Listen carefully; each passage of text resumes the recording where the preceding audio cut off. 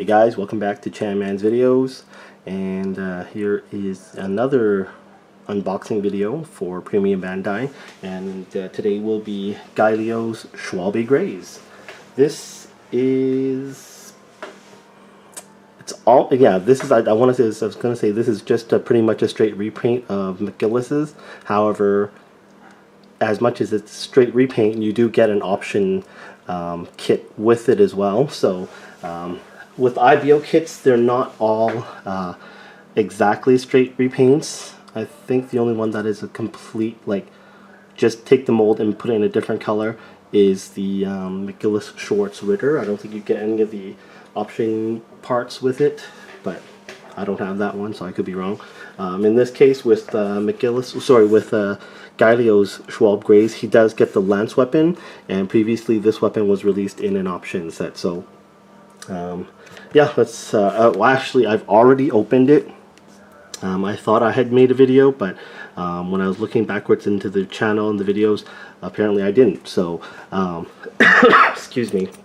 So let's just get the box open and take a look at what's inside. So, polycaps. And here is the first runner. So this says runner A2. And so you get a white Graze shield. You get the white lance weapon and his Graze rifle. The submachine gun is shortened and it is also painted white. And then here's the lance mounts and like that. So when you buy this as an option set, it is molded in dark gray. I believe it's one of the earlier, maybe option set 2 or 3, I think.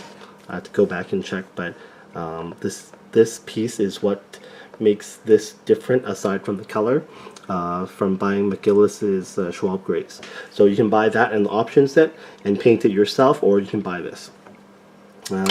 For a good half a year, this kit was very sought after and very expensive to find online and on eBay. I managed to get it for $35, and so I found that was pretty lucky. It comes in 2 tones of purple. So this is runner A.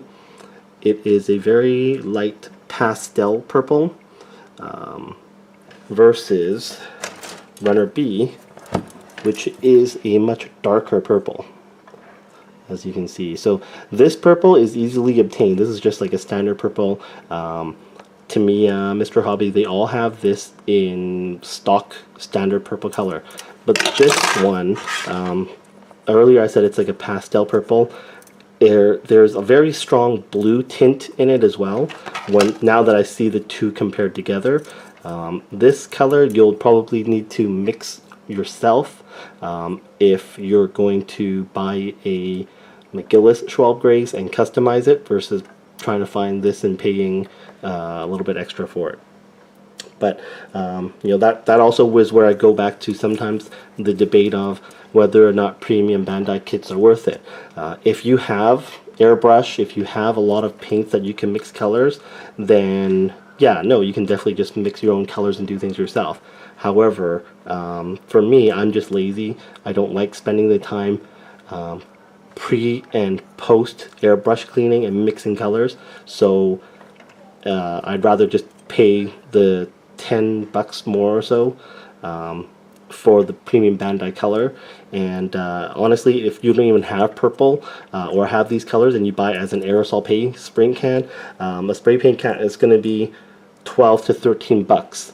So if you buy the kit itself, then you buy the aerosol colors, you're looking at spending almost the same amount of money of buying one that's just premium Bandai and already molded in the proper color. So you know, when some of us try to calculate, you know, is it worth buying a premium Bandai kit? Some of the things are like that to consider. If you have all the supplies and tons of paints like I do, sure, it's definitely debatable. But sometimes for those of us who want them but don't have the tools, the paint, the time, and the space to spray paint, to be honest, I mean the paints are pretty strong smelling. This is always a good option for $10–15 more. Like I said, I paid I think 30 something for this, so I found good value in this repaint. Plus, you know, buy the kit at 20 something bucks, and then you have to buy the option set at over 10, you're already at 30 bucks, and then you buy the paint. So you know, that's just one thing to consider when investing in the product itself. So these are the two ones here. Another runner here is runner E, and that also comes in the dark purple. That's where the leg armor, the backpack armor, the side skirt boosters, the hip and waist armor, the forearm armor, that's the dark purple. So it is a nice blend of two colors. And again, this A1 is the one that has the most unique color, and I think it was worth just spending again that money because I don't have this color.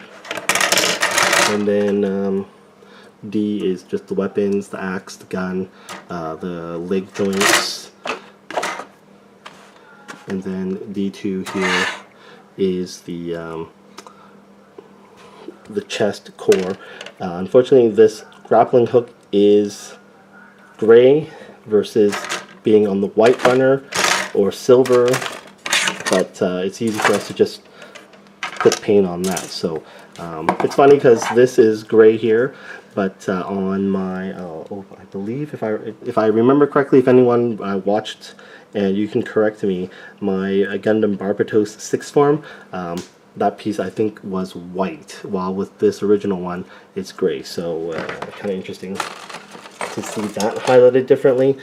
And that's it for this video. What else is there? Sorry.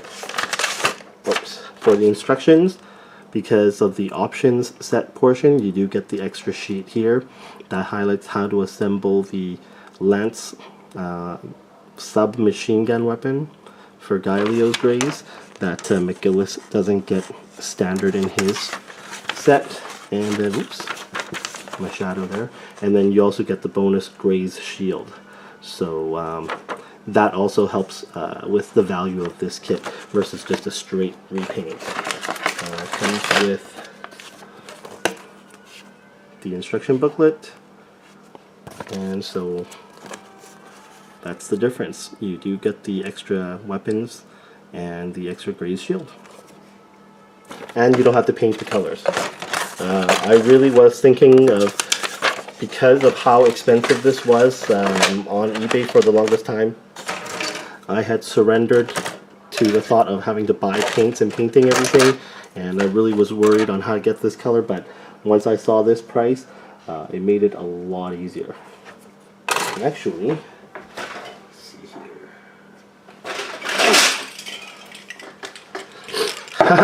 So, like I said, I was surrendered to buying it, so I actually went out and spent an extra 10 bucks to buy the Tamiya TS24, and they're fairly close in color for the dark purple.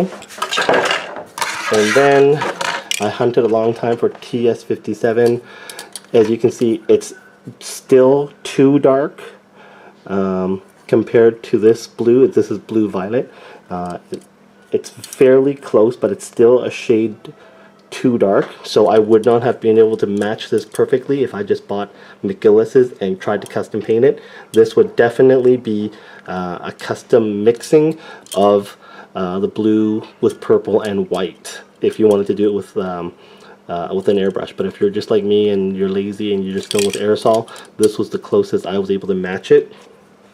So that was what I was originally going to do, but because I got a good deal on this, I don't have to do that anymore, and I can save this paint and use it for something else later. Alright, anyways, hope you guys liked the video. Please give me a comment, feedback on what your thoughts on how I explain value with premium Bandai kits, and I'd love to hear from your thoughts. But anyways, thanks so much for watching. See you guys again real soon.